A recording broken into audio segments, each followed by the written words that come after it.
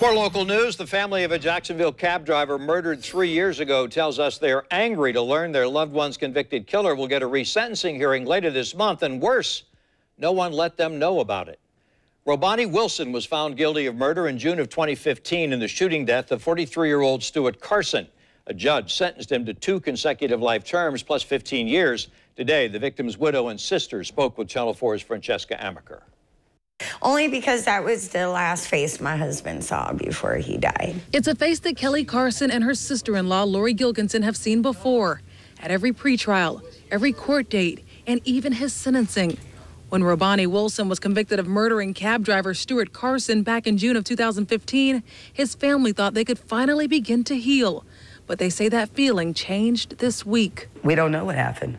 We found out about a resentencing hearing through the news like everyone else.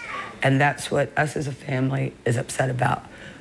We feel we should have been notified by the state attorney's office. 2 years ago, Wilson was sentenced to 2 consecutive life in prison sentences, plus 15 years.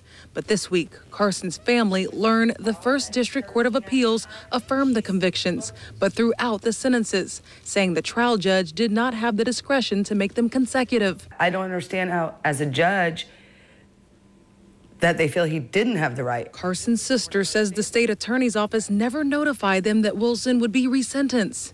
Now they have a lot of questions. Kids have been doing better. We all slowly were healing, and this just reopens it all up. I feel worse for my kids. It's more about my kids than it is about me. It always has been. My kids don't get to go see their dad. And that's what is very upsetting. Francesca Amaker, Channel 4, the local station. Just within the past 20 minutes, we received a statement from the state attorney's office. It reads, quote, "Nothing about the resentencing will change the fact that Robani Wilson will serve a mandatory sentence of life in prison without the possibility of parole for the murder of Stuart Carson. We have been in contact with the victim's family this afternoon to reassure them that Wilson will never be released from prison."